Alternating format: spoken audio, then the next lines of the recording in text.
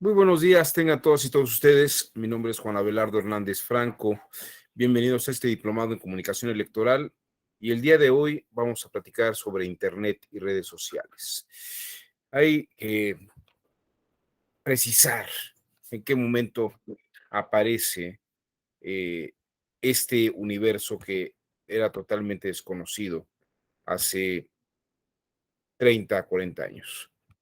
El Internet es un instrumento que ha venido a cambiar la vida en la Tierra y nos ha colocado y potencializado unas circunstancias como jamás en la historia de la humanidad ha habido.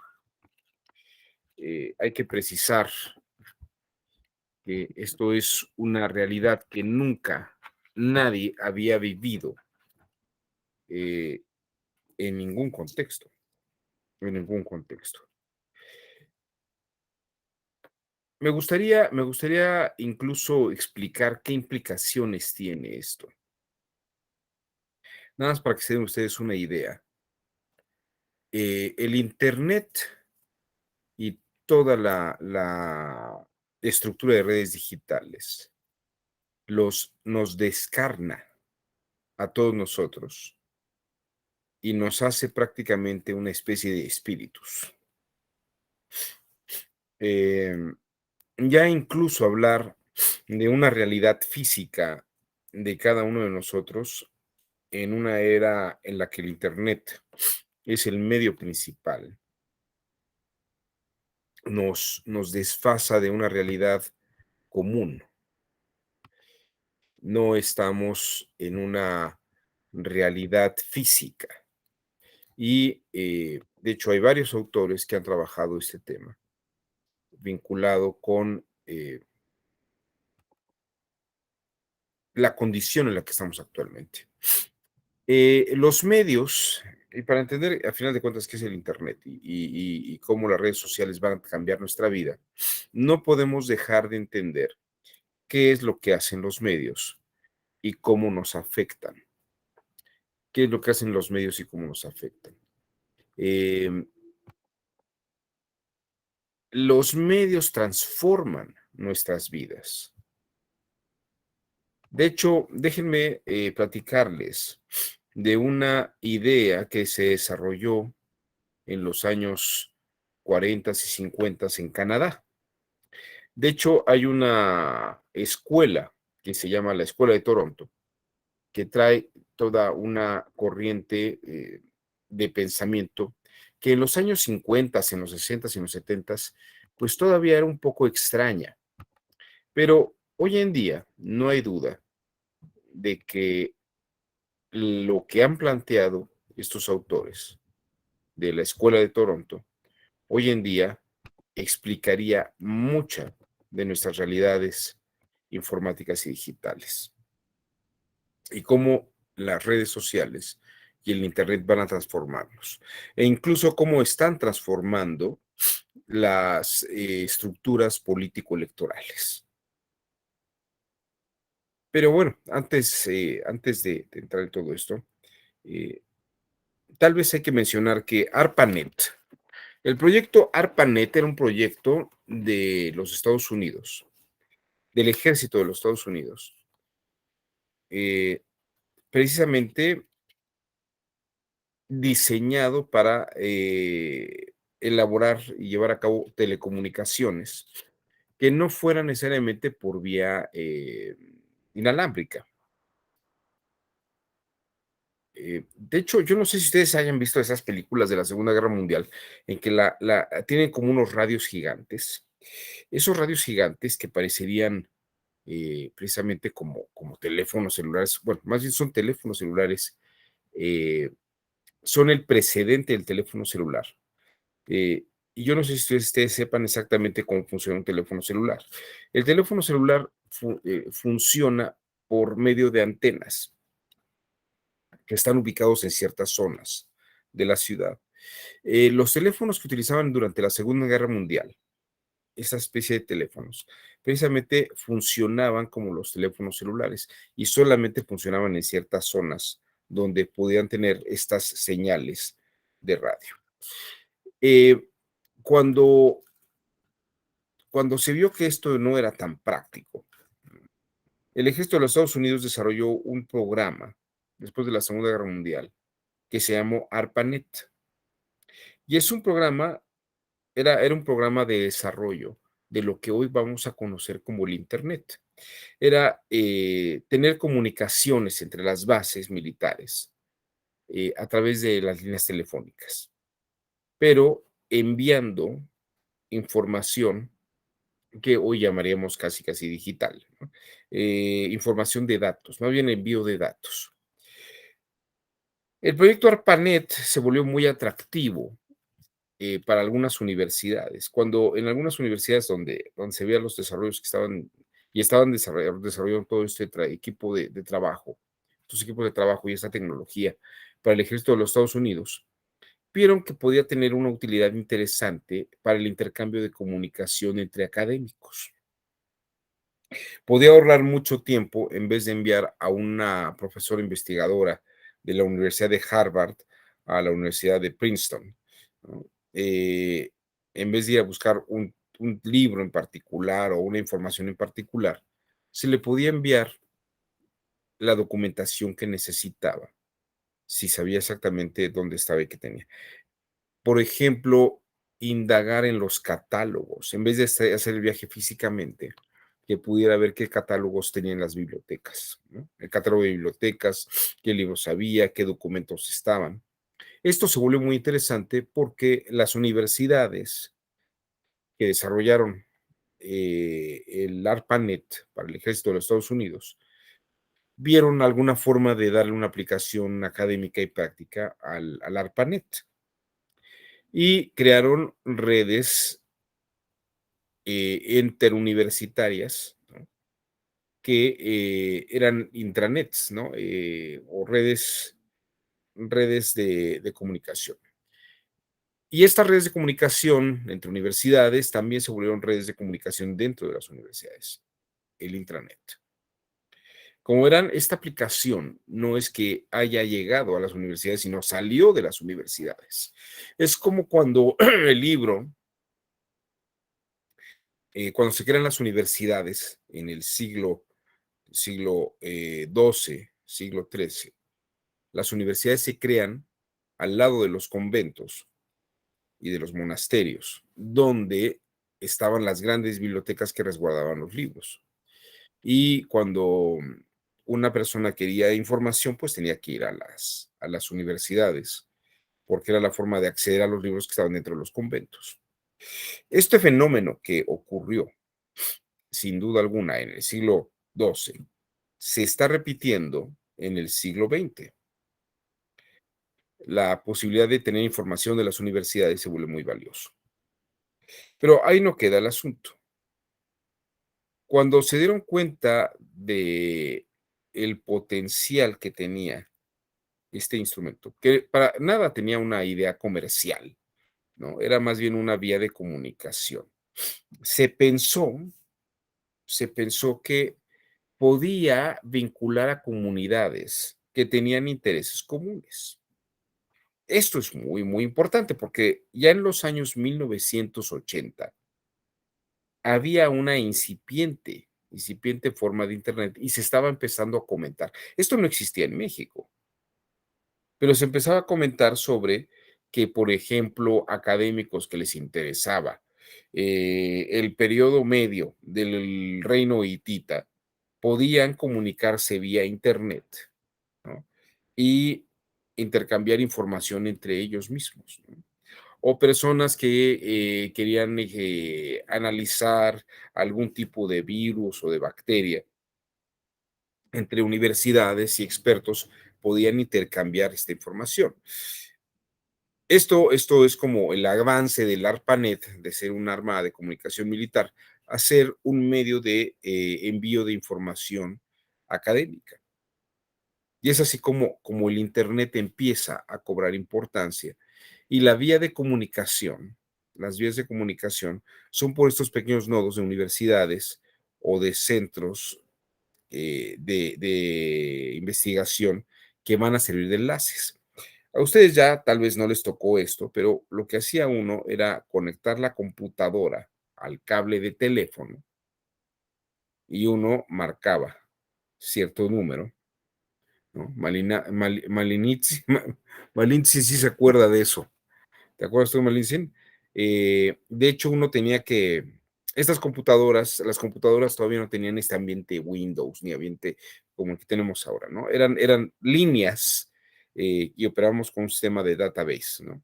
Entonces uno tenía que anotar el número telefónico, que esto ya era una cosa muy importante, que en la computadora pudiera uno visualizar y con los números marcar el número telefónico.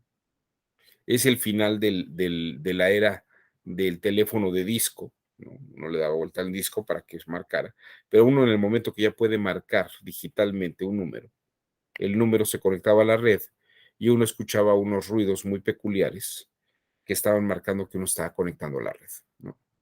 Y esto era un milagro porque podía uno entrar precisamente a esta zona y tenía que poner las direcciones en data o en basic para que uno pudiera direccionarse a estas zonas.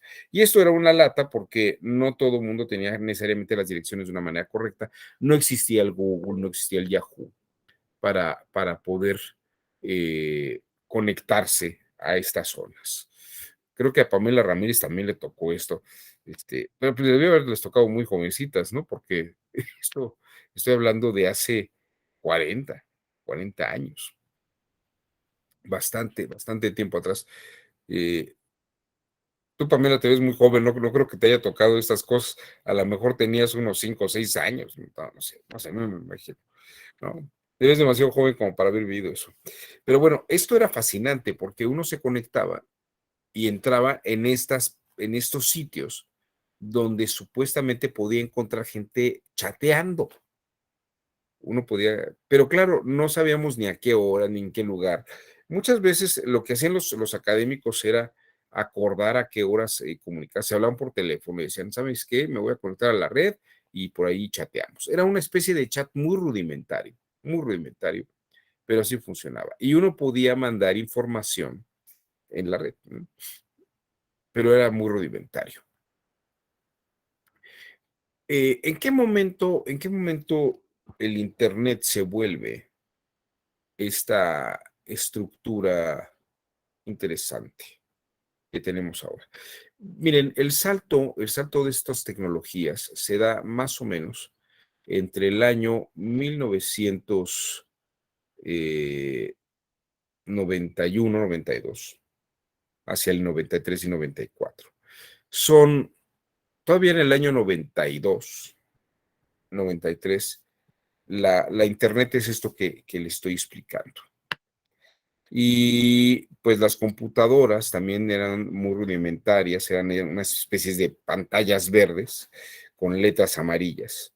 Y uno podía utilizar esto como una máquina de escribir en el mejor de los casos. Había quien podía utilizar las computadoras para programas más sofisticados, pero también era muy complicado todavía utilizar esto. Hacia el año 93, 94, empieza una disrupción en el mundo. A ver, aquí Pamela dice algo interesante. Me tocó la época de América Online, donde te daban discos con tiempo para. Ay, a ver, espera, es que se cortó la. Dice, me tocó la época de América Online, AOL, donde te daban discos con tiempo para conectarte vía red del teléfono de la casa. Bueno, sí, de hecho, lo que va a ocurrir, Pamela, yo no sé si tú te acuerdas, debe ser más o menos en el año 93, 94, que hay unas compañías, entre ellas América Online, y otro par de ellas, que se dedicaban a hacer estas conexiones. Y de hecho, aparece los ambientes eh, de plataforma como Google o Yahoo. De hecho, creo que de los primeros que empiezan es Yahoo. eh, o la plataforma de América Online, que uno podía meterse y ya podía uno empezar a navegar. Claro que el Internet era muy incipiente y no había tantos sitios, ni existía todavía Wikipedia, ni había todas estas cantidades de cosas que hay ahora. Pero uno podía empezar a navegar precisamente pagando. Y las compañías como América Online empezaron, o Yahoo, empezaron a crear estas plataformas para que uno pudiera entrar a la red también todavía con estas conexiones telefónicas, ¿no? Que de hecho seguimos haciendo esto, pero de una manera digital, pero entrábamos por vía telefónica y podía una persona entrar en sitios que ya empezaban en construcción. Sin embargo, la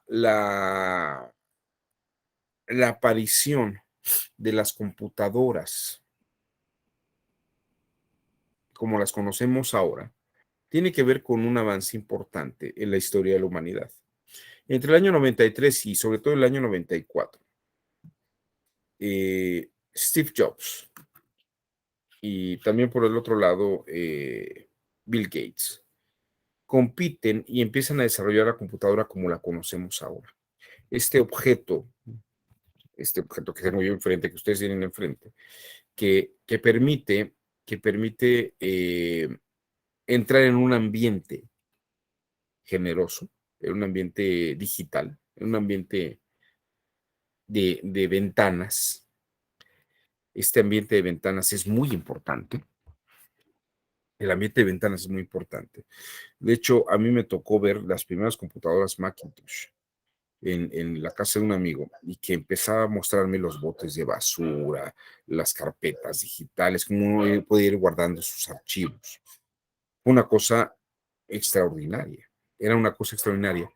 Y es que precisamente Steve Jobs y Bill Gates empezaron a crear todo un ambiente comercial de un instrumento que no se pensaba que iba a tener un alcance. Uno todavía pensaba que la computadora era como una especie de máquina de escribir sofisticada, ¿no? Era la continuación de una máquina de escribir. Pero cuando uno ya puede empezar a hacer gráficas, puede empezar a hacer trabajos de arquitectura, puede hacer trabajos de contabilidad, el potencial de la computadora se expande de una manera brutal, como nunca la historia de la humanidad se había imaginado. Y en el año 94, la aparición del teléfono celular es disruptiva totalmente. Se transforma el mundo, se transforma el mundo porque este aparato, aparte de ser un teléfono celular, que ya poca gente utiliza como teléfono, tiene cámara digital, que también había sido un salto importante, la venta de cámaras. La gente compraba muchas cámaras de fotografía y empezaba a ver cámaras digitales. Pero cuando este aparato reúne la computadora, perdón, la cámara digital, el teléfono celular y una computadora con un ambiente digital, este se vuelve el objeto más importante después de la escritura. Y la historia de la humanidad jamás vuelve a ser igual. Porque, bueno, en aquel entonces un teléfono celular no era un objeto que tuviera cualquier persona. Y hace 20 años, la comercialización del teléfono celular se potencializa de una manera importante. Hacia principios del siglo XXI, el comercio del teléfono celular se populariza y hoy en día prácticamente me atrevería a decir que la gente tiene por lo menos un teléfono celular o la población adolescente y adulta tiene por lo menos un teléfono celular. En México en este momento hay más de 250 millones de líneas telefónicas celulares. Quiere decir que por lo menos una importante, casi estaríamos hablando de 2 teléfonos celulares por persona, más o menos. 2 teléfonos celulares por personas. Y, y esto va a transformar nuestra percepción de la realidad.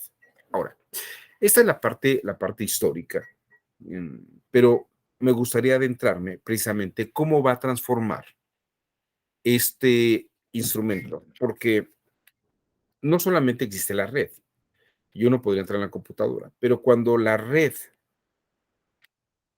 la digitalización de la imagen y la telecomunicación se presentan en un solo aparato, el medio transforma nuestra percepción de la realidad y el medio cambia nuestra forma de interactuar en el mundo. Voy a compartir con ustedes algunas imágenes que creo que van a ser muy ilustrativas.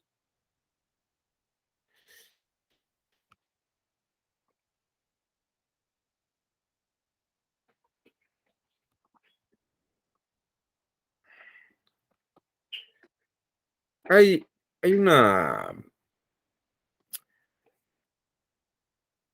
hay una metodología y un descubrimiento que se genera a principios de los años 80, de los 1980.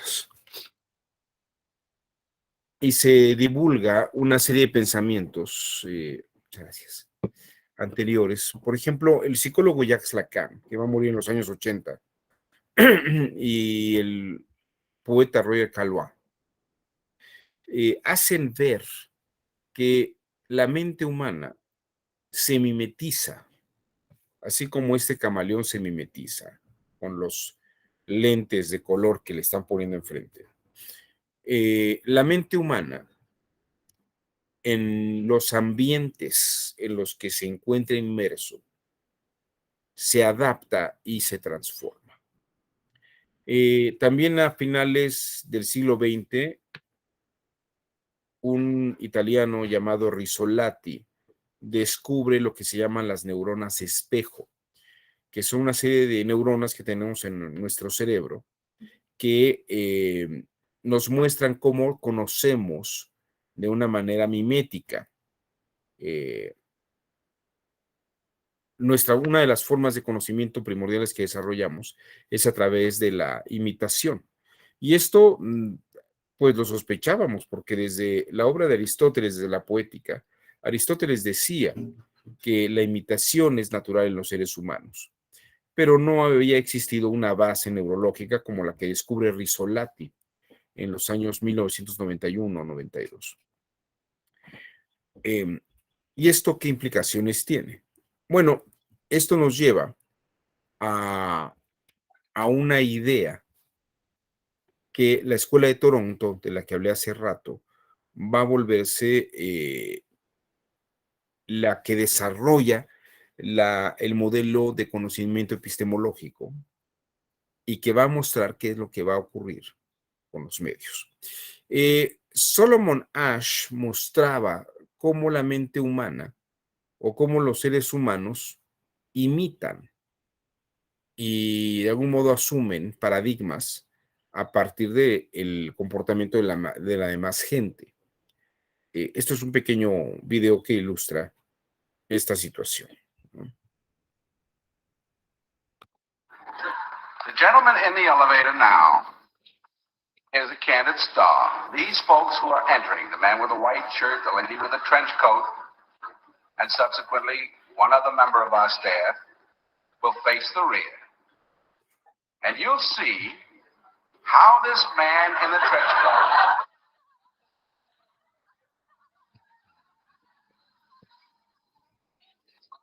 maintain his individuality little by little.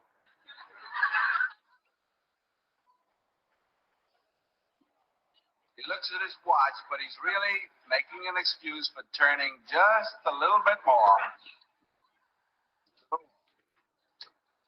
We'll try it once again. Here's the candid subject.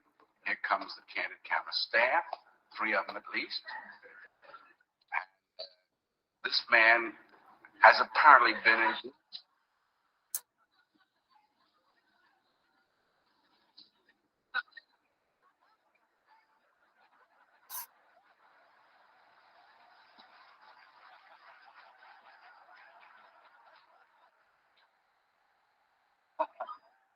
Here's a fella with his hat on in the elevator.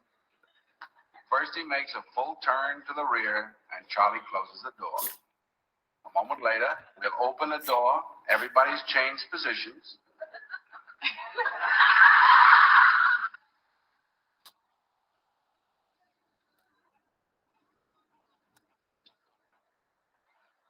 Sí. See if we can use group pressure for some good. Now, in a moment, on Charlie's signal, everybody turns forward. Notice they take off their hats.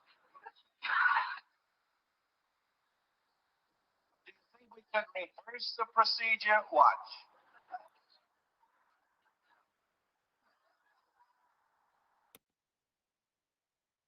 Bueno, sin duda Solomon Ash descubre una forma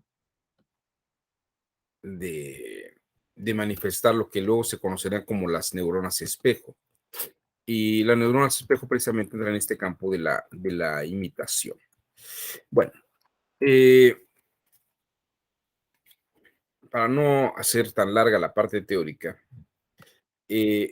simplemente habría que decir que la aparición de un medio modifica nuestra forma de operar y asimilamos, así como la gente asimila el comportamiento, el medio nos coloca en unas condiciones en las que nuestra mente se adapta y emplea esas operaciones, ¿no? Asimilando esos comportamientos. Voy a mostrarles e incluso voy a empezar a hablar de la Escuela de Toronto y de sus principales representantes. ¿Quiénes son los integrantes de la Escuela de Toronto? Son Harold Adam Innis y este señor que se llama Marshall McLuhan. Harold Adam Innis, maestro de McLuhan incluso, escribió un libro importante que se llama Imperio y Comunicaciones, en la que sostiene que los elementos culturales, los medios que tenemos en los medios culturales, transforman nuestra forma de pensamiento y el desarrollo de nuestra civilización. Esta idea la asimila Marshall McLuhan y escribe otro libro muy importante en el año 64 que se llama La Galaxia Gutenberg. La Galaxia Gutenberg, donde explica cómo los medios transforman nuestras maneras de pensamiento. Déjenme ponerles el ejemplo que pone precisamente Harold Adam Innis sobre cómo los medios modifican nuestros pensamientos. Si quieren aquí en el chat, pongan ustedes lo que les voy a pedir ahora. Menciónenme ustedes algo que tenga que ver con el Antiguo Egipto. Nombres de faraones, de reinas, algunas ciudades, dioses, no sé, ¿qué se les ocurre? Lo primero que les venga a la cabeza. Anoten pirámides. Bueno, sí hay pirámides. ¿Te acuerdas del nombre de alguna de las pirámides, Jaime? Esfinges, río Nilo. Bien, ya tenemos el nombre del río Nilo. Los gatos eran adorados, muy bien. Pero el nombre de algún faraón, Isis, miren, alguien ya me puso aquí la diosa Isis, Keops, hola, Caro. Keops, Ramsés, muy bien. Kefren, muy bien. Algunos dioses, bueno, ya pusieron ahí a Isis, Cleopatra, Tutankamón, perfecto, muy bien. Ahora, ¿me pueden poner el nombre de algún rey, alguna ciudad? Miren, ya Karen puso aquí Bastet. Muy bien, que era una diosa hechicera, una deidad hechicera, como una bruja en forma de gata. Interesante. Muy bien. Ahora, ¿me pueden dar ustedes el nombre de alguna diosa, algún dios, alguna ciudad o algún gobernante fenicio?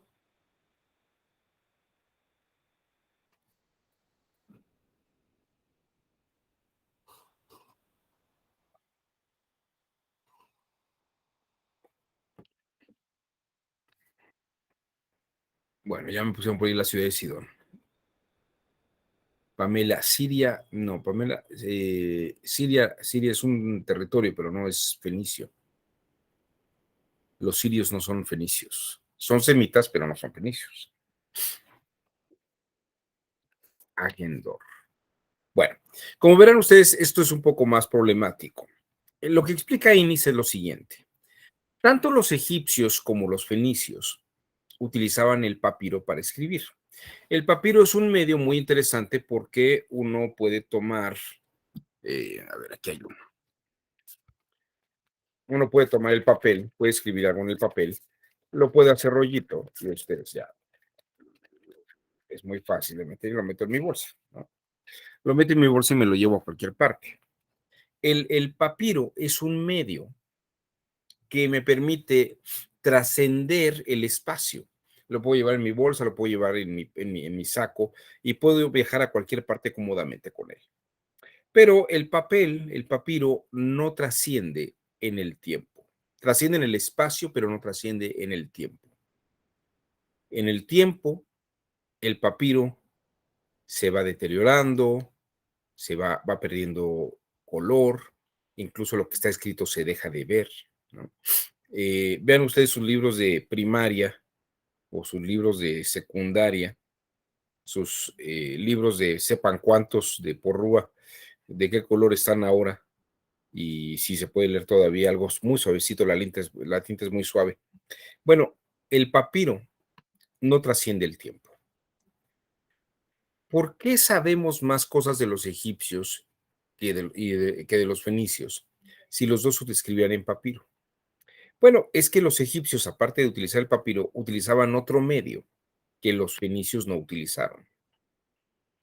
Los egipcios escribían en piedra. Si ustedes ven, hay en todos los templos egipcios escrituras en todas las paredes.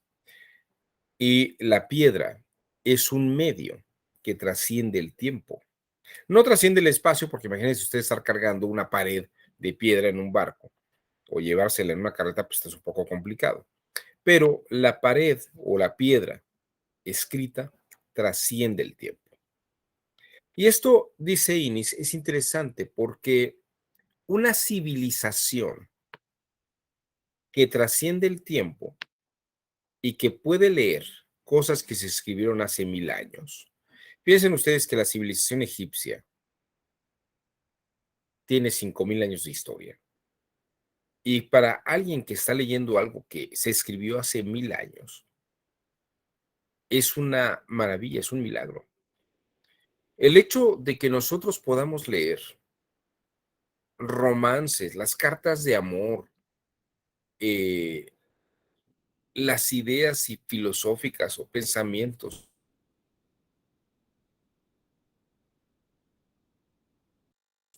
es una maravilla.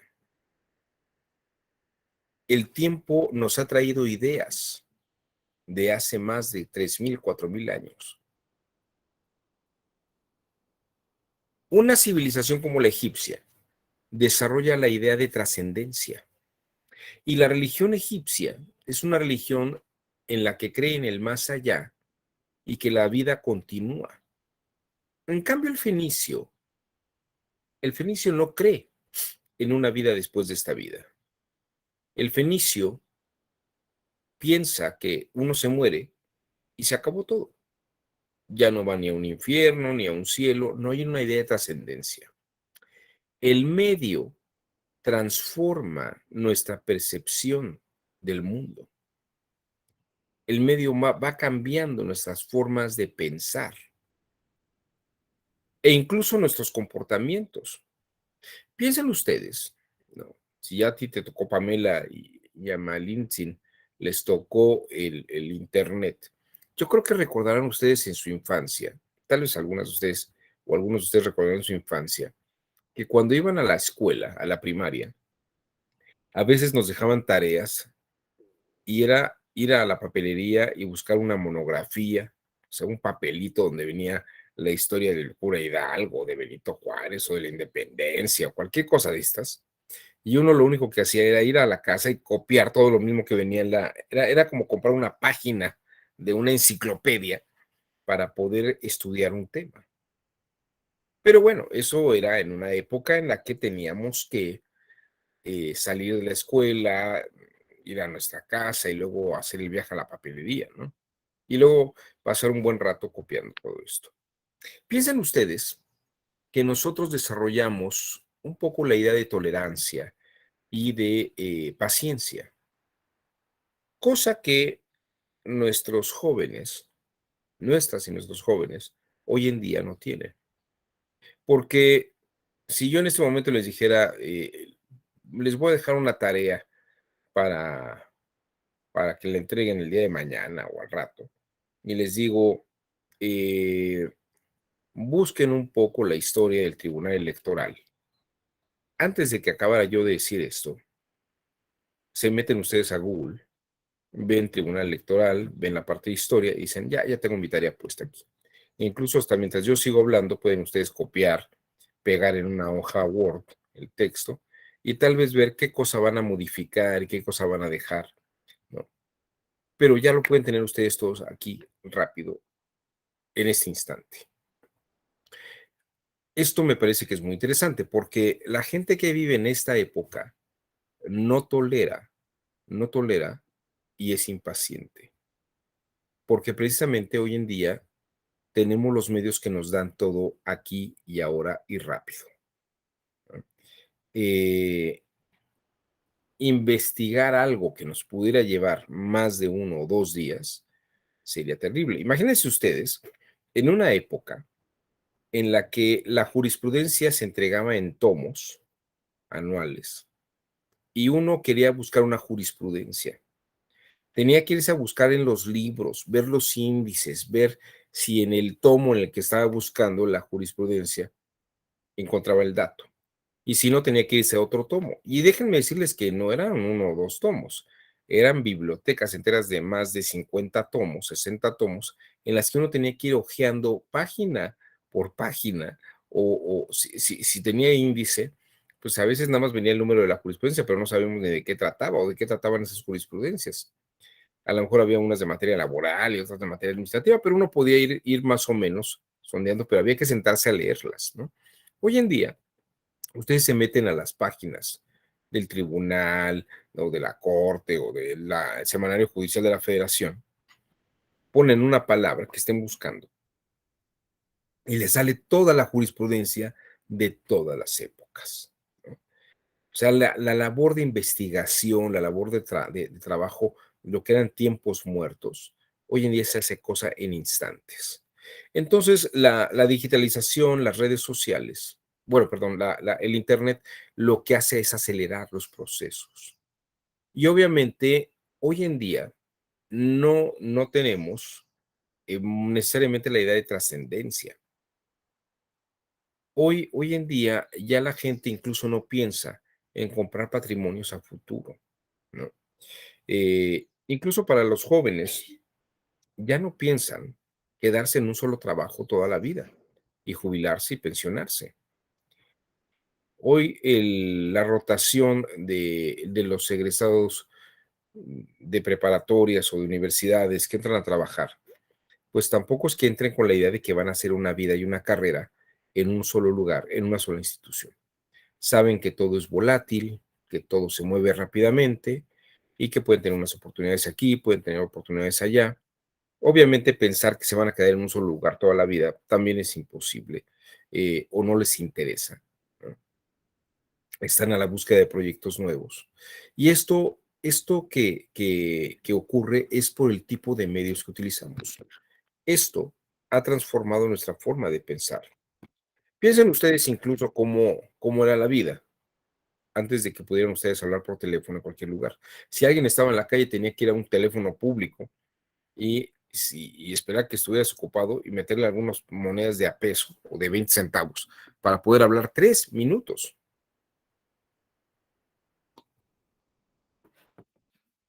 que era lo que la telefonía nos permitía.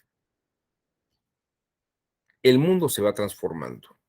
Nuestra percepción de la realidad se transforma en la medida que los medios nos cambian.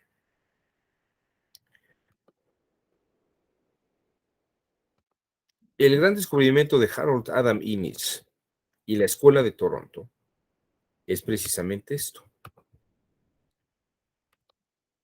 Harold Adam Innis estudia a un autor norteamericano que se llama Thorstein Veblen. Thorstein Veblen escribió un texto muy importante sobre las empresas en los Estados Unidos, Teoría de los negocios y las empresas en 1904. En esta obra, él dice que los empresarios que utilizan maquinaria en sus empresas desarrollan métodos de producción en línea. Y estos procedimientos son sistemáticos, disciplinados y razonados, ¿no? En esta parte de la línea de producción vas a hacer suelas, en esta vas a colocar las agujetas, en esta de acá vas a pintar el zapato, y todo está razonado, disciplinado y sistemáticamente estandarizado.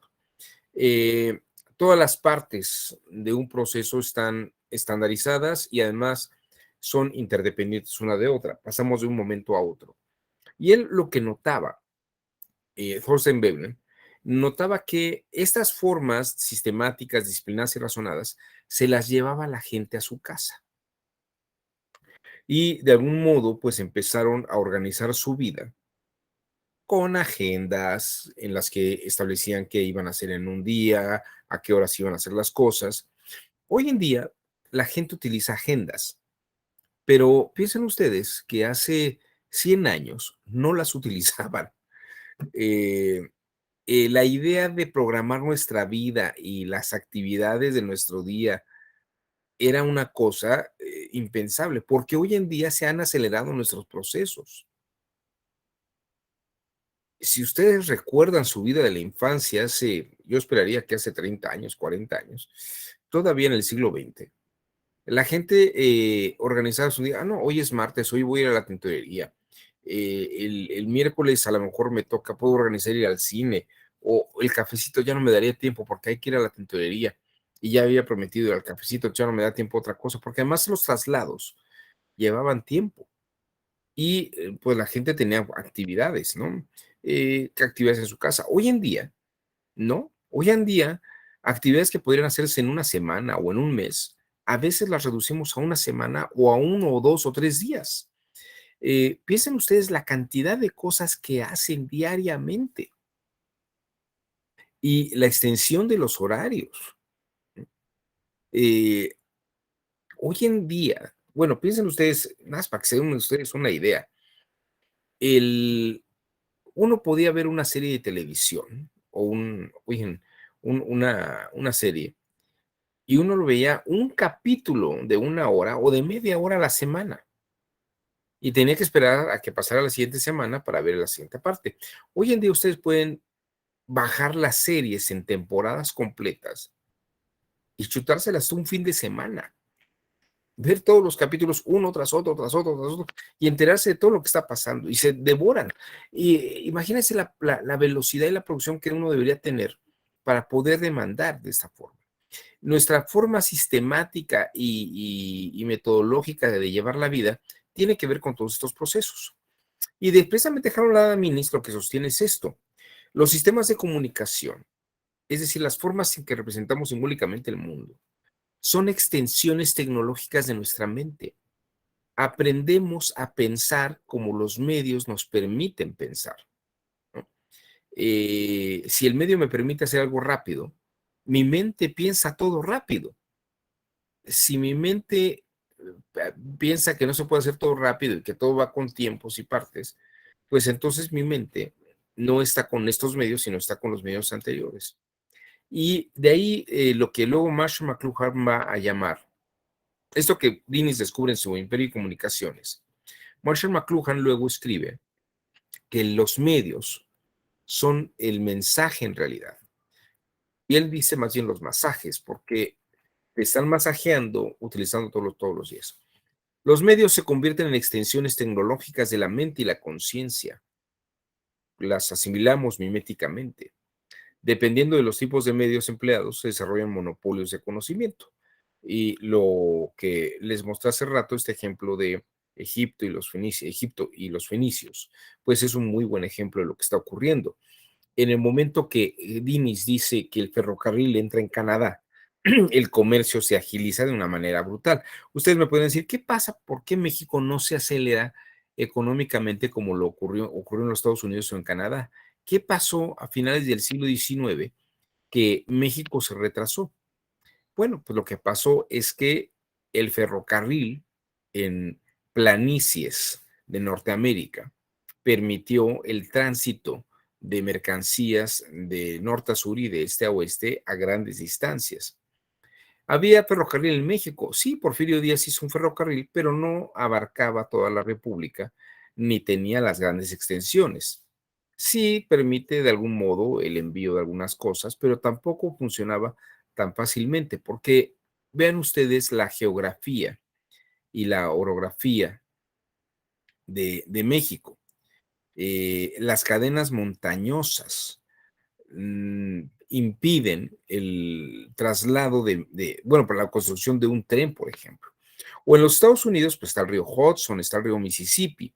Nosotros tenemos algunos ríos, sí, pero en la frontera norte, que van de este a oeste, pero no desarrollábamos ese comercio en esa zona. Si nosotros hubiéramos desarrollado ciudades en la frontera norte junto al río Mississippi, junto al río Bravo, ¿no? Seguramente podríamos haber trasladado mercancías de este a oeste, pero nos desarrollamos en el centro, en la meseta central, en la Ciudad de México, y que es un valle. Piensen ustedes sacar toda la plata de Real de 14, pues son zonas montañosas. No es fácil, hay que sacar las cosas a lomo de mula. Eh, no se puede hacer esto tan rápidamente. Entonces, esto es lo que impulsa la economía de los países del norte y mantiene rezagados a los países de Latinoamérica. Las tecnologías de los medios son la fuerza motriz detrás del mercado y obviamente desarrollan nuevas tecnologías. Nicolás Negroponte es el creador de lo que se llama el Media Lab en los Estados Unidos. El Media Lab es el centro de estudios de cómo las nuevas patentes y las nuevas tecnologías van a modificar nuestras mentes y la inteligencia. Los temas de cine, los temas de imprenta, todas las formas en que la comida se está repensando, las ciencias y las artes. McLuhan, discípulo de Harold Adam Innis, precisamente dice que los medios son extensiones. Por ejemplo, el automóvil es una extensión de nuestros pies. En vez de caminar largas distancias en mucho tiempo, el vehículo nos permite caminar, trasladarnos o caminar con ruedas en menos tiempo, distancias más largas. La televisión es una extensión de nuestros ojos, porque podemos ver cosas que no están a nuestra distancia inmediata. Podemos ver lo que está ocurriendo en Irak, en Afganistán, en China, podemos ver el Mundial de Fútbol en Qatar, podemos ver lo que está muy lejos, muy lejos. Y el oído, también a través de la televisión o la radio, o lo que ahora serían los podcasts, va modificando,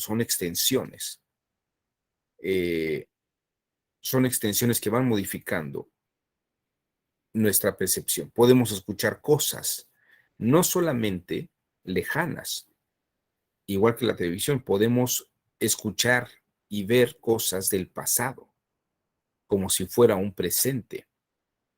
Esto en ningún momento de la historia de la humanidad había ocurrido. La Biblia nunca menciona algo parecido a esto. La Suma Teológica o los textos más importantes de la Edad Media jamás hablan sobre la percepción y estas cualidades.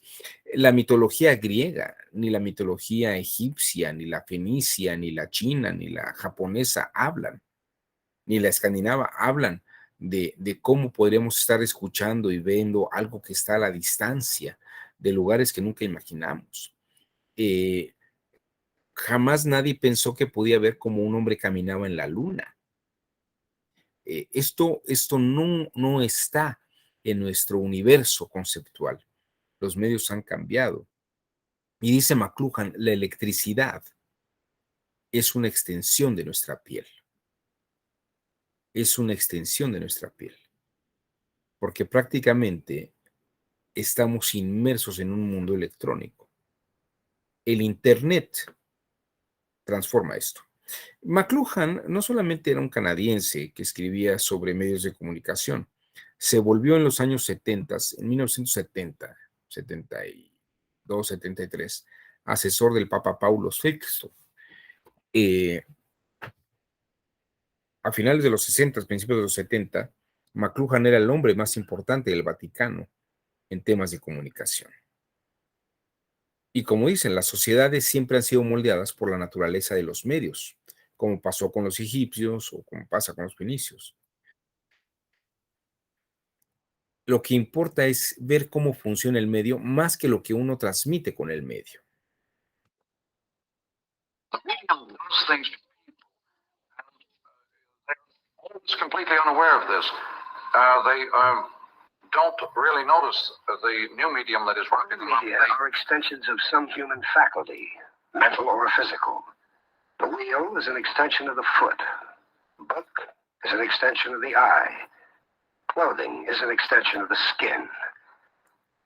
Electric circuitry is an extension of the central nervous system. The extension of any one sense displaces the other senses and alters the way we think, the way we see the world, and ourselves. When these changes are made, men change. Literate culture is visual and detached. It creates the civilized man, the detribalized man, the man who is not involved. And the effect of the electric revolution is to create once more an involvement that is total. La electricidad, perdón, no es una extensión de la piel, es una extensión del sistema nervioso. Y claro, nosotros podemos escuchar, ver e incluso hasta tener tacto de cosas que están a la distancia a través del medio eléctrico. You see, it doesn't much matter what you say on the telephone. The telephone as a service is a huge environment, and that is the medium. And the environment affects everybody. What you say on the telephone affects very few. And the same with radio or any other medium. What you print is nothing compared to the effect of the printed word. Los medios son el elemento esencial. Por eso decía que el medio es el masaje, porque uno lo van masajeando en el uso de eso, pero también es un mensaje en cuanto que hay que entender cómo el medio transforma nuestra vida y nuestros programas de conducta. Esta es una participación que tiene Marshall McLuhan en Acapulco, en un congreso internacional donde están gente como Humberto Eco y algunos otros expertos de los medios de comunicación. Aquí está Aranguren de España. Pero fíjense sobre lo que dice Marshall McLuhan sobre la naturaleza de los medios electrónicos. Señor McLuhan. Solo quiero mencionar que los medios eléctricos descarnan al hombre, lo privan de su cuerpo. El hombre electrónico es angelical. Descontando su cuerpo, está totalmente presente en todas partes simultáneamente.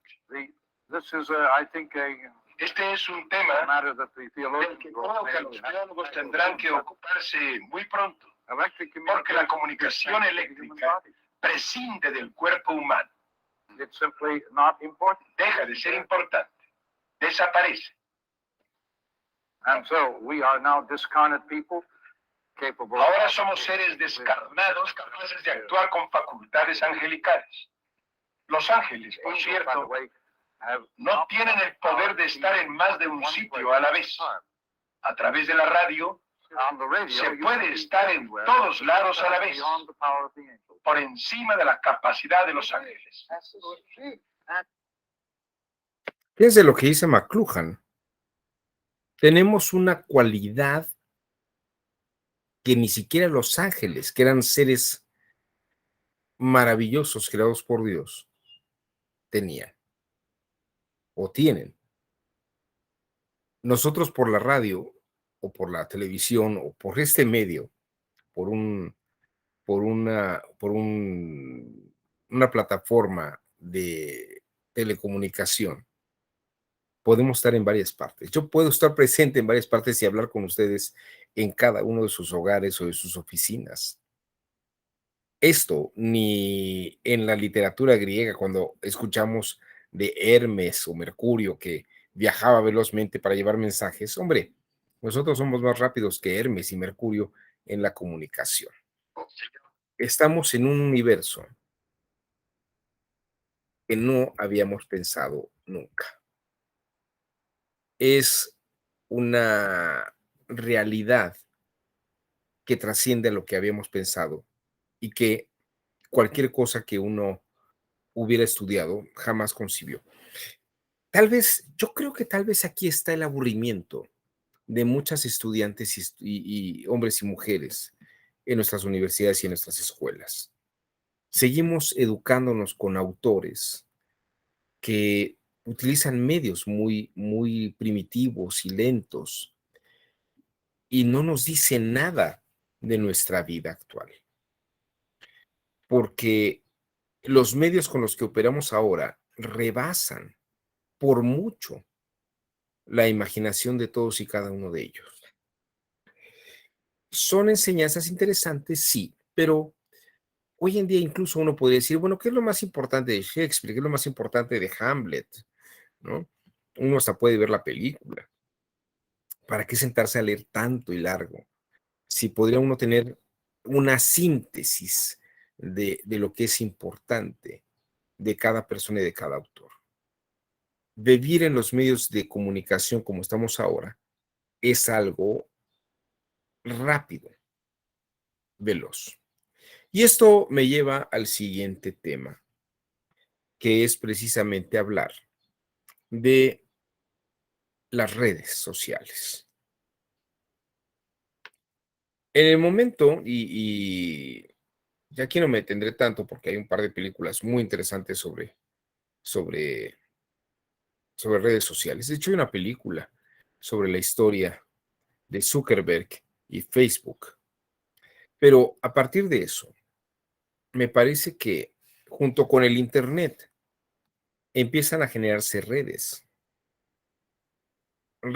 que en vez de comunicar, fíjense que esto es muy importante, las redes en vez de comunicar cosas académicas o culturales, de pronto entre los universitarios empieza a ser un chismógrafo, un medio, un instrumento muy importante en el que descubrimos que los procesos se aceleran, ¿no?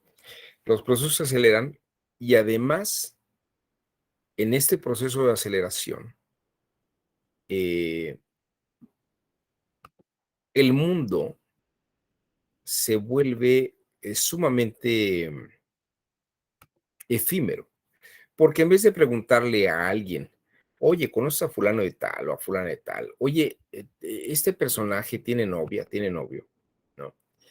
Eh, Hoy en día, toda esa forma eh, de percepción de la realidad se vuelve y se acelera y parecería que la gente está viviendo en un mundo donde la información nos rebasa a todos. Hoy podemos averiguar si fulano o fulana de tal están casados, si tienen una relación afectiva con alguien, ¿no? Si, si trabaja en tal cosa o en tal otra. Bueno, todo esto es un universo en donde tenemos acceso a toda esta información. Incluso vemos fotos que la gente sube, cosas que la gente se entera o quiere que nos enteremos. Las redes sociales se vuelven focos de reunión de lo que necesitamos saber o queremos saber en algún momento. Las redes son interesantes porque nos permiten ver cómo el mundo se va moviendo, pero no en general como en los noticieros, sino vemos el mundo a partir de, de la particularidad de la gente. Hoy, con las redes sociales tenemos acceso y comunicación a mundos particulares. Pero para hablar de esto, les voy a pedir que hagamos un pequeño receso de 5 minutos. Son las 9:09 en mi reloj. Si les parece, haremos un breve receso de 5 minutos y regresamos a las 9:15, si les parece. Muchas gracias.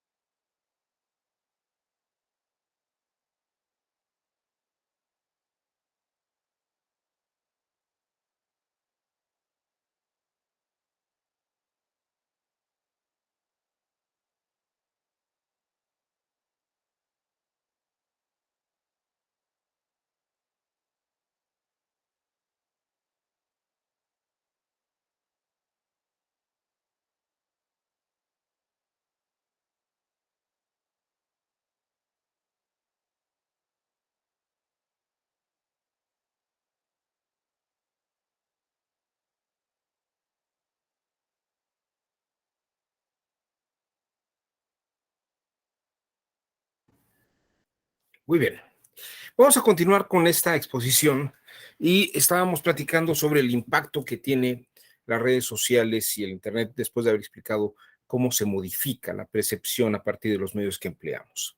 Y creo que esto va a ser muy ilustrativo para que entendamos qué alcance tienen la presencia de las redes sociales en la modificación de nuestra percepción y sobre todo en materia electoral, qué impacto puede tener. Voy a abordar el tema de la que hoy se llama infocracia, ¿no? Diríamos el gobierno de la información. Y quiero hacer una distinción muy importante. El siglo XX fue una experiencia en la que se intentó que la gente tuviera la misma información, la misma comunicación. En algunos países, pensemos en la Unión Soviética o actualmente en Cuba, en lugares como en Corea, donde la información está restringida y la tenía el Estado, como lo tenía el gobierno nazi. Joseph Goebbels controlaba todos los periódicos, toda la radio, toda la televisión.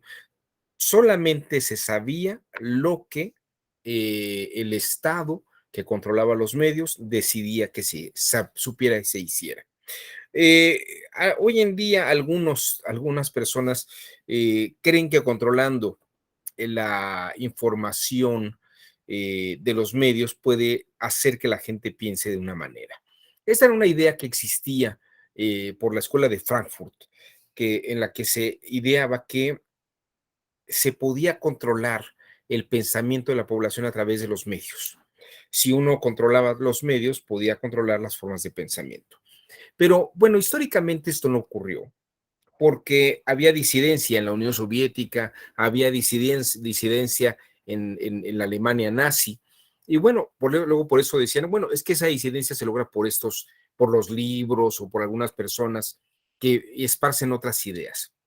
Entonces, a partir de tener los medios, pues también lo que hacían era suprimir a ciertas personas para que ya no pudieran hablar o los mandaban a campos de concentración o los desaparecían para que ya nadie supiera nada de ellos. Hoy en día tenemos una situación muy distinta. Cuando todo mundo accede a las redes, al Internet, y se generan redes sociales para que la gente con intereses comunes se pueda poner en contacto, ya no existe el sistema totalizador como la Unión Soviética o la Alemania nazi o el fascismo italiano, que controlen toda la información y que todo el mundo sepa lo que hay de una sola cosa. Hoy en día hay una diversidad de conocimiento en el que sabemos cosas particulares. Hoy en día podemos tener redes y grupos de padres con niños con cáncer, padres de gente LGBT, de preferencia LGBT, gente que pertenece a gente que cree en temas de la guerra de las galaxias o en que les gustan las cosas japonesas o gente que le gusta el rock o gente que le gusta el reggaetón, gente que les gustan ciertas cosas, los grupos feministas, los grupos proabortistas. Hoy tenemos grupos que dominan las redes. No hay una única cosa que domine y monopolice el conocimiento y de algún modo expropie el conocimiento de la gente. Ya no existe un único Estado, ¿no? Ya no es que el presidente de la República, como Fidel Castro, hable todos los días y solamente se comente lo que dice el presidente o el comandante en jefe. Hoy en día los medios de comunicación comentan eso, pero incluso si alguien no quiere saber absolutamente nada de eso, simplemente apaga la televisión o no ve eso y ni se entera y se pone a ver TikToks o Instagram o prefiere tener otro tipo de conocimiento más allá. Es decir, no hay un monopolio estatal en el que todos estemos obligados a pensar y hablemos de un mismo tema, ¿no? Aunque puede haber temas muy polémicos que todo el mundo monopoliza. Hoy en día, un gobierno que tiene que lidiar con los medios de comunicación y las redes sociales tendría que tener un alcance muy grande. Por ejemplo, hablar del Aeropuerto Internacional Felipe Ángeles, que ahora está en TikTok, uno lo encuentra y encuentra cosas en Instagram. La verdad es que Esto es un aparato carísimo e implica un desgaste, pero con tal de que la gente se entere que algo está pasando y que algo se sabe, pues se hacen estos gastos. Pero en realidad tampoco es que exista un único pensamiento. Y esto va a dificultar también que la gente pueda tener una preferencia política específica. Porque antes, bueno, los partidos ya estaban estereotipados de alguna manera. Y hoy en día hablar de una democracia ya no implica solamente tener una creencia, ¿no? Es como la religión, ¿no? Hay gente que dice que es cristiana o que es católica, pero no va a los templos, no va a las iglesias, no va a las misas, solamente va a las bodas y a los bautizos y cosas de este tipo. Pero es igual, o sea, uno podría estar en preferencia de un partido el día de hoy, de preferencia de un partido el día de mañana. Realmente, como los medios son muy rápidos, nuestra vida es muy efímera. Hoy en día la gente puede pasar de ser católica a ser budista y el día de mañana puede ser gnóstica o creen en los espíritus de Allan Kardec o una serie de cosas, lo que ustedes quieran. La gente puede ser de preferencia panista un día y el otro día priista, a la gente le gusta el surrealismo un día y luego le gusta el arte abstracto o luego le gusta el neoclásico. En realidad ya no tenemos una línea en la que nuestro pensamiento sea único, estandarizado y básico. Y esto de algún modo hace muy volátil también la percepción. Por eso es muy importante para muchos políticos estar viendo encuestas, estar haciendo preguntas, aunque les parezca absurdo un gasto como tal, saber si alguien quiere que el presidente siga o no siga, más que por un ejercicio democrático, es una forma de sondear las preferencias. Y esto nos lleva a ver qué es lo que está pasando en realidad, qué es lo que la gente quiere, qué no quiere, qué le está pareciendo, qué no le está pareciendo. La encuesta es un instrumento muy importante para saber cómo se están comportando las cosas a nivel público. Pero no solamente eso, ya ni siquiera hace falta hacer encuestas, simplemente con ver lo que la gente busca en las redes sociales, lo que busca en Internet. Hoy Google o Yahoo o cualquier buscador tiene más información sobre todas y todos nosotros de lo que se hubiera podido pensar y es mucho más lucrativo. De hecho, cualquier político o cualquier partido político, si pagara las informaciones de Facebook o de Twitter uno podría tener un mapeo maravilloso de lo que pasa en las redes y de lo que la gente está pensando y lo que la gente prefiere. Pero lo interesante es que vamos a ver algunas diferencias entre lo que había antes y lo que hay ahora. Y esto nos va a dar un cuadro muy importante de qué está ocurriendo y qué impacto puede tener esto. Voy a ponerles un pequeño video de Lipovetsky, de un libro que se llamó La Era del Vacío. La Era del Vacío, en vez de mandarlos a leer a Lipovetsky, les voy a poner un pequeño resumen del libro. Para que vean ustedes que Lipovetsky, desde los años 1980, habla sobre el final de las visiones totalitarias y el nacimiento de lo que hoy podríamos encontrar en redes sociales.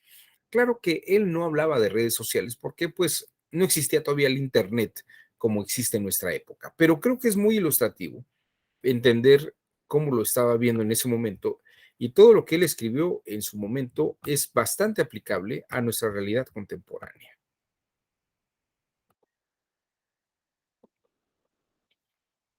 Hasta no hace mucho, la lógica de la vida consistía en sumergir al individuo en reglas uniformes, eliminar en lo posible las preferencias singulares, en ahogar las particularidades de cada uno en el marco de una ley homogénea y universal, sean estas convenciones sociales, la voluntad general o el imperativo moral.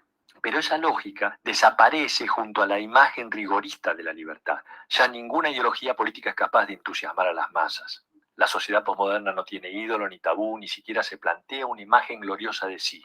El ideal moderno de subordinación de lo individual a las reglas racionales colectivas ha sido pulverizado.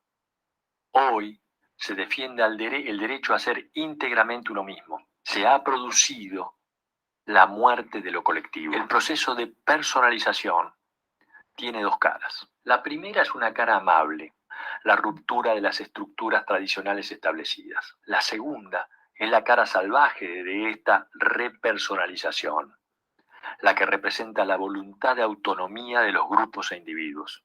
Neofeminismo, liberación de las costumbres y la sexualidad, reivindicación de las minorías, deseos de expresión, movimientos alternativos, con colectivos con intereses miniaturizados e hiperespecializados. Así es como encontramos todo tipo de microgrupos de identificación. Lo que hacemos es crear solidaridades de microgrupos que hace retroceder los objetivos universales y resalta la confianza de encontrarse con seres que comparten las mismas preocupaciones, intereses y deseos. Encontrarse con iguales antes que litigar con diferentes. Nos juntamos porque nos parecemos. Sentimos la necesidad de reagruparnos con seres idénticos.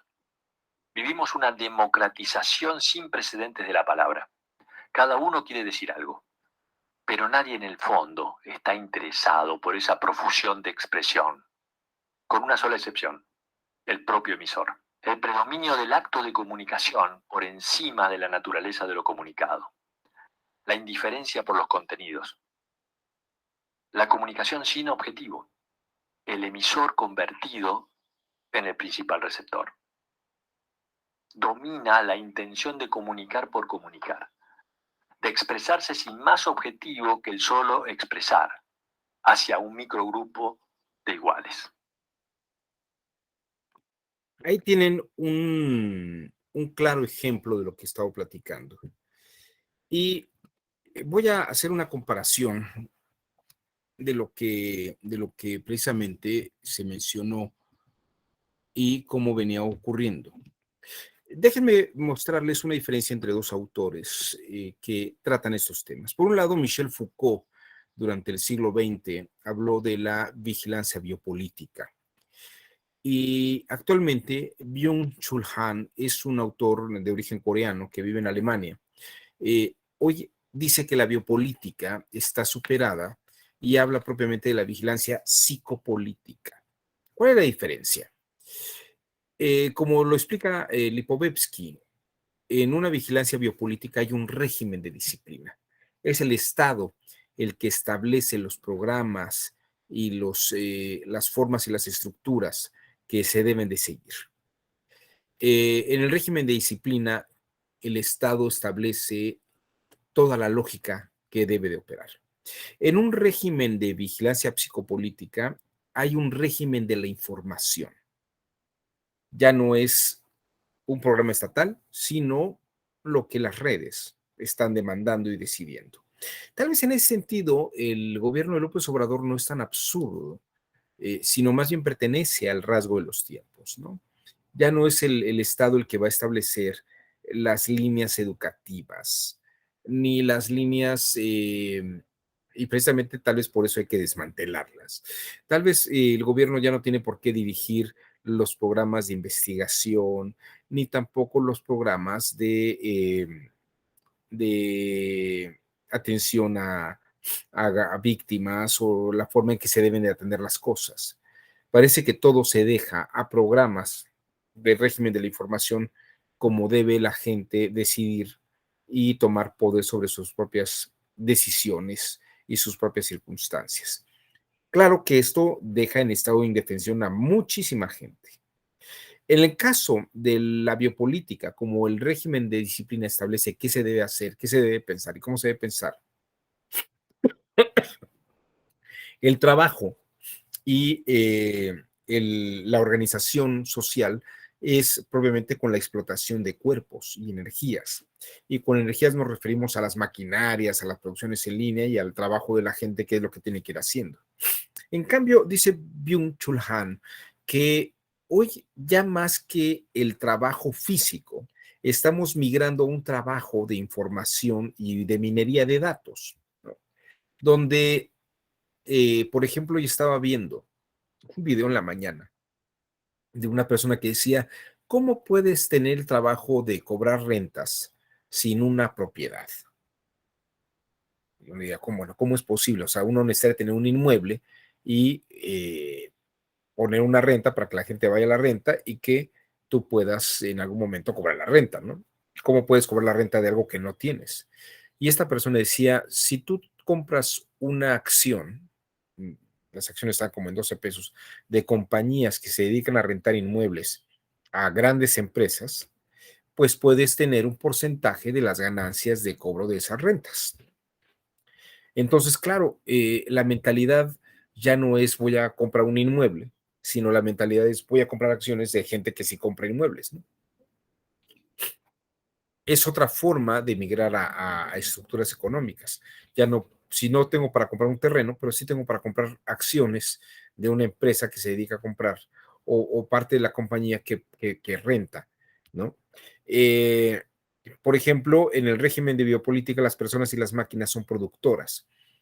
En el caso del siglo XXI, las personas son datos y ganado consumidor. Así lo describe Byung-Chul Han. La gente a través de las redes y a través del Internet, cuando busca algo, Google, Yahoo, todos estos buscadores guardan información de lo que la gente está viendo y buscando en línea y saben exactamente en qué época. Por ejemplo, Google y Yahoo se dieron cuenta que los anillos de compromiso se venden muy bien en las épocas cercanas a diciembre y más que pensar que son regalos de Navidad.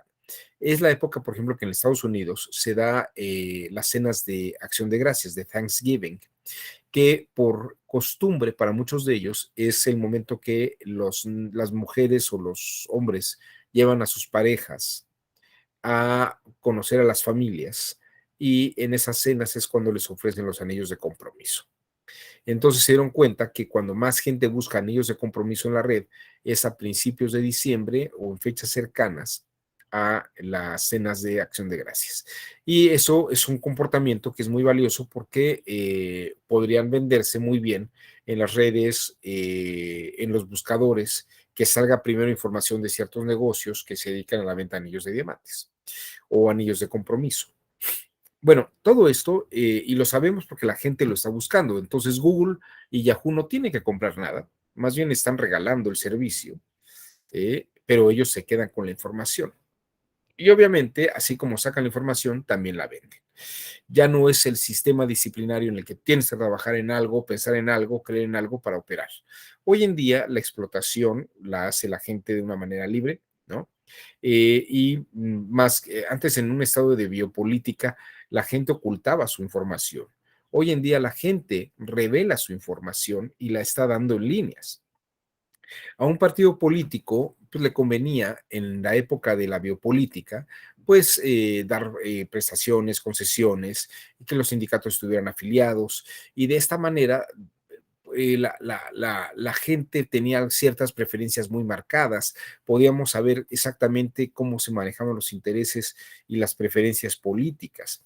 En una época en que la información establece el régimen de operatividad, los partidos políticos y los interesados en la administración pública, pues tiene que ver la forma de ocuparse y de ser objeto de esta visualización en redes sociales.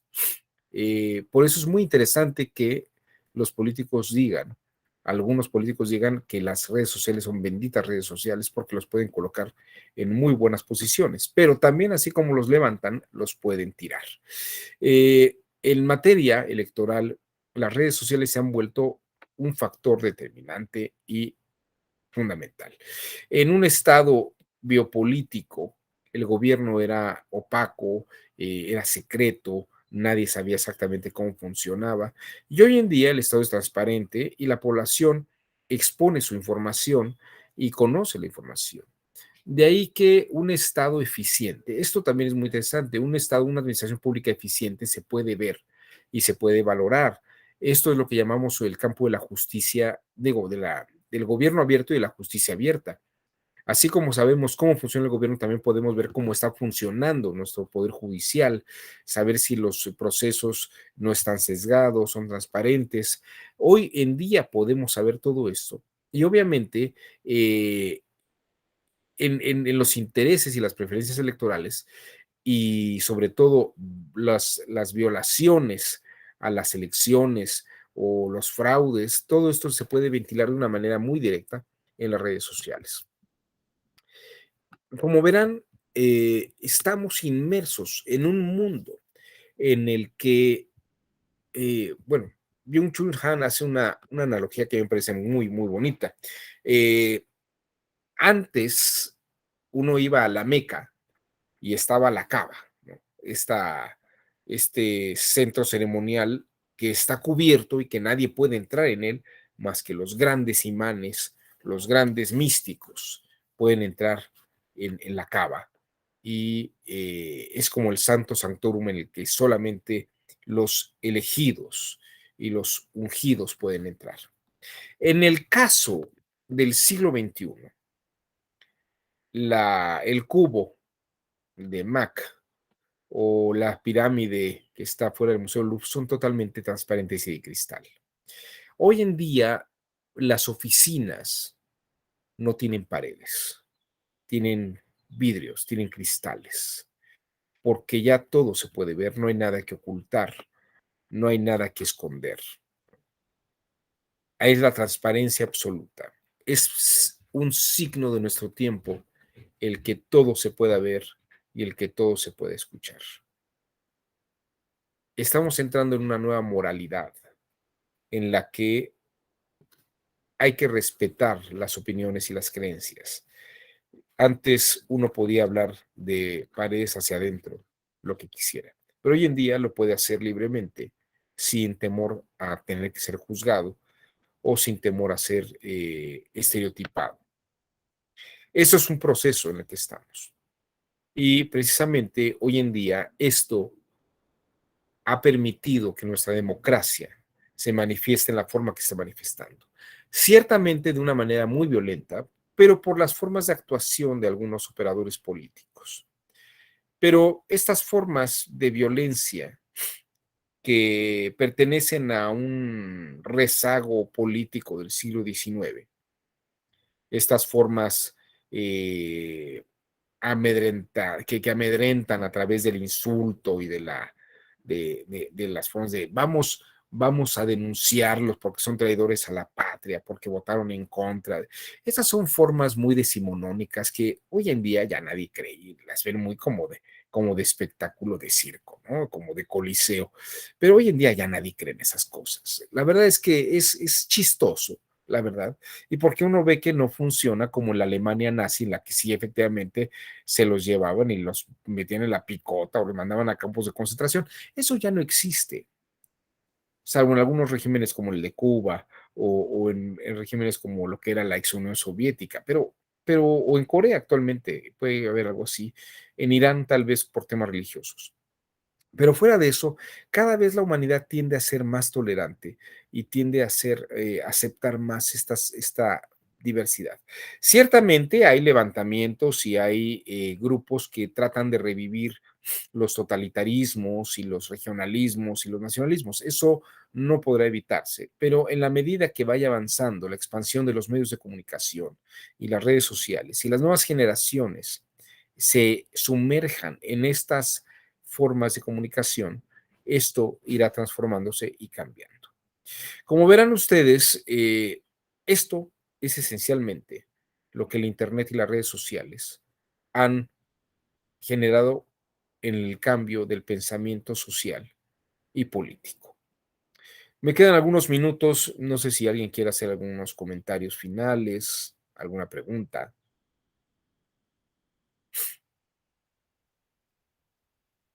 Pamela, ¿no? ¿Nada? ¿En el chat nadie quiere decir nada?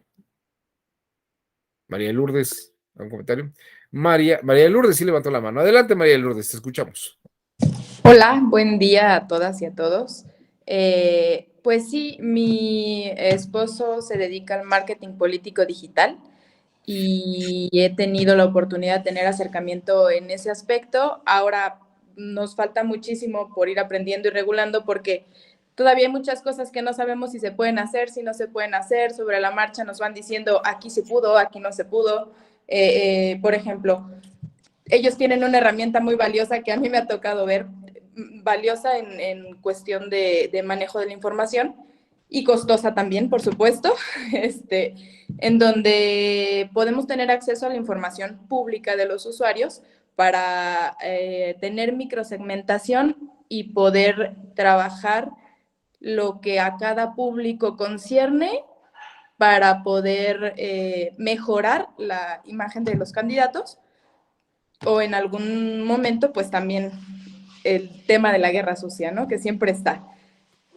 Entonces, es un tema que nos falta mucho, creo que vamos empezando, porque, repito, en muchas ocasiones no sabemos si se puede, si no se puede, estamos a expensas de tener conocimiento hasta dónde son los límites, hasta dónde nos van a marcar estos límites establecidos, hasta dónde se puede participar en un tema de recurso, por supuesto también, desde que Facebook tiene el tema del disclaimer para saber de dónde sale el recurso, qué se pauta, cómo se pauta, cuándo se pauta. Entonces híjoles, un tema muy amplio en el que creo que nos falta mucho. Yo estoy aquí por eso, porque me gustaría aprender un poquito sobre estos límites de hasta dónde podemos trabajar dentro de las redes sociales sin entrar en los límites de lo no permitido, ¿no? Tomando en cuenta pues que siga siendo una contienda justa, hablando específicamente de las campañas, ¿no? Porque digo, son herramientas que usamos ya de manera constante, aunque no estemos en temporada electoral, pero específicamente en las campañas, pues sí nos falta mucho por encontrar regulación, por saber, luego es ahí un volado, saber hasta dónde se puede y hasta dónde no. Muchas gracias por el comentario, María Lourdes. Efectivamente, tú piensas que es muy nuevo, la verdad es que no hay una experiencia histórica, lo que estás haciendo es de algún modo ver cómo funciona, porque aunque haya tal vez algunas experiencias en Suecia o en Estados Unidos, no es igual lo mismo que pasa allá que pasa en México. La forma de percepción es distinta y la forma de apreciación es otra cosa. Y es interesante, tienes un laboratorio en tus manos y tienes un material interesante. Ya nos dirás más adelante cómo va ocurriendo esto. Lo que te puedo decir es que tampoco será eterno. La medida que los medios se modifican y aparecen nuevas redes, cada una tiene sus propias características, ¿no? Hay gente que me decía que Instagram funciona para unas cosas, TikTok funciona para otras, pero la verdad es que yo estoy viendo que todo funciona para todo. Tiene sus distintos formatos, pero es muy interesante. Pamela Ramírez, levantó usted la mano, la escuchamos. Una pregunta, ¿hay algunas figuras públicas o políticas que sean relevantes para ti? O sea, que nos digas como algunos nombres para seguirlos, porque en general creo que todos están haciendo lo mismo y hay poquita gente que hace como cosas diferentes. O sea, ¿a qué te refieres? Personajes públicos o agencias que sepas que tengan buenos ejemplos como de cosas disruptivas, como campañas disruptivas o cosas nuevas. Bueno, a mí personalmente, a mí me gusta seguir, nada más que estos son dos franceses. Este se llama, te lo voy a apuntar aquí, Attali, uno Jacques Attali, Bernard Henry Lévy. Son dos franceses, por ejemplo, que trabajan mucho. Jacques Attali es uno de los creadores del euro y de la Unión Europea, y es un sujeto muy, muy vinculado a estos cambios y estas estructuras. Bernard Henry Lévy también es un crítico muy, muy, muy severo sobre cómo están funcionando todos estos medios y cómo están actuando. Estas son las personas que yo sigo porque me parece que están vivos, bueno, están vivos y además están trabajando en esto. Yo no he visto mucho a Chomsky en las redes sociales, pero sí hay gente que está muy cercana a Noam Chomsky. Chomsky también muestra muchas cosas de estas y hay grupos muy cercanos a él. No son figuras públicas como estrellas de rock como el Chicharito o como Donald Trump, ¿no? Pero son personas que de pronto hacen algunos comentarios interesantes sobre todo lo que está ocurriendo en los medios y cómo están funcionando.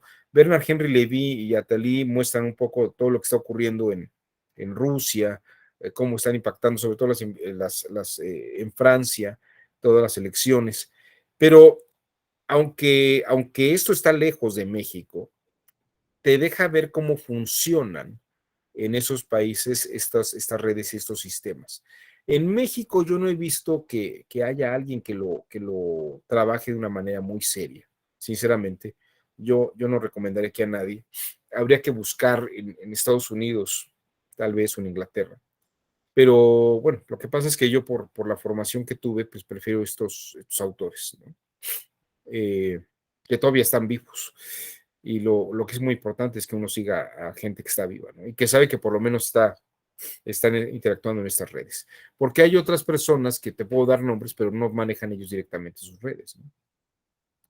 Pero incluso, bueno, tú me vas a decir, es que están en francés. No, bueno, pero ahora cualquier traductor te permite ver lo que está diciéndose en un Twitter cualquiera, ¿no?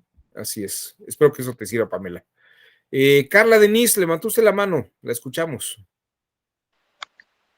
Gracias, doctora Velarde, un gusto verle y saludarle, igual buen día a mis compañeros. Creo que ahorita el tema que se abordó en la clase, en toda la clase, es muy interesante, porque nos refirió toda la historia, la cuestión del Internet, lo que vivimos en su momento, y ya haciendo como un análisis de todo el contexto que pasó anteriormente y lo que vivimos actualmente, creo que la cuestión del Internet y las redes sociales es una evolución rapidísima, creo que en menos de 10 años. Aunque empezó lento, creo que estos 10 últimos años dio una revolución así inmensa, que creo que actualmente ya lo estamos viviendo y creo que se agudizó más con la cuestión de la pandemia, ¿no? Que íbamos a imaginar tener clases virtuales, de todos de diferentes lugares, las comunicaciones, las redes sociales, que como decía esta María de Lourdes, ¿no? Creo que es importante destacar, creo que actualmente en los procesos electorales, yo creo que del 2020-21 y los que se están desarrollando ahorita, principalmente su campaña y precampaña son en redes sociales.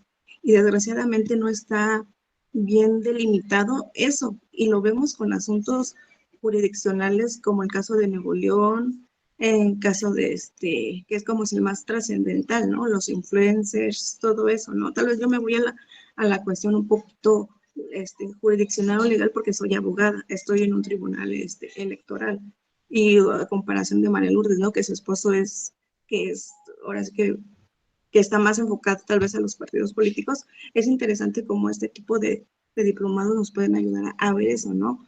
¿Qué tanto la autoridad tiene que abocarse para poder delimitar esta situación del uso de las redes sociales y el Internet para la cuestión que son procesos electorales y también fuera de procesos electorales? Porque en ocasiones pensamos que solamente se puede infringir la ley cuando es proceso, cuando tenemos que tener en cuenta que también se puede infringir no en proceso, ¿no? Entonces, el poder conocer un poquito más de lo que es la evolución del Internet, de las redes sociales, nos puede dar como un panorama un poquito más amplio de qué y qué no está permitido, pero desgraciadamente es un tema, yo creo que hasta los propios legisladores les como que se reservan en tocar.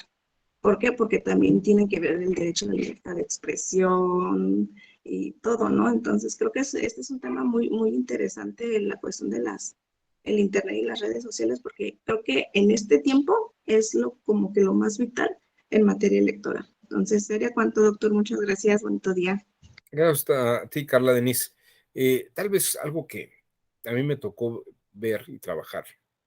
No sé si María Lourdes lo trabaja en esa línea, pero fíjense ustedes los grupos de choque, cuando alguien hace un comentario en la red, solamente experimenten esto, exploren esto, métanse a ver quiénes son, cuántos seguidores tienen, y se van a dar cuenta que tal vez hay personas que tienen 2 o 3 cuentas que no tienen nada de impacto. Y de pronto de la noche a la mañana se vuelven famosos por algo que dijeron o alguien que retuiteó, pero en realidad son gente que no tiene número de seguidores importante. Otra cosa que creo que es muy relevante es la gente que está más conectada a las redes sociales son menores de edad, no son personas adultas. Y lo que los adultos sabemos es por lo que los adolescentes y los jóvenes ven en las redes. En realidad, la campaña no empieza por los adultos ni las amas de casa, empieza o las personas que estén en la casa, en roles de amas de casa, sino que empieza por la gente que tiene el tiempo para estar navegando en las redes sociales todo el tiempo, que son los adolescentes y los jóvenes.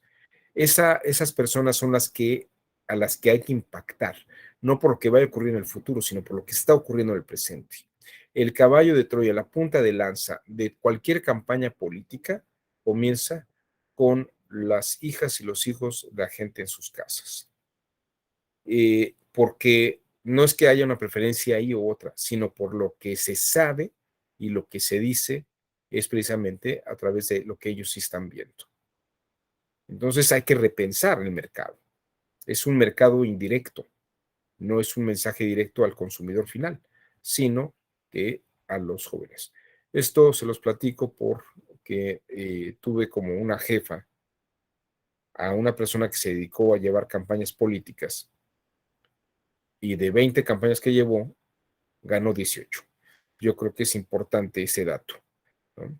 En fin, mucho material, como acaba de decir Carla, mucho que comentar, mucho que decir. Espero que les sea de su interés, espero que les haya servido de algo esta plática y nos veremos en alguna otra ocasión. Les agradezco mucho su generoso tiempo y que tengan buen día.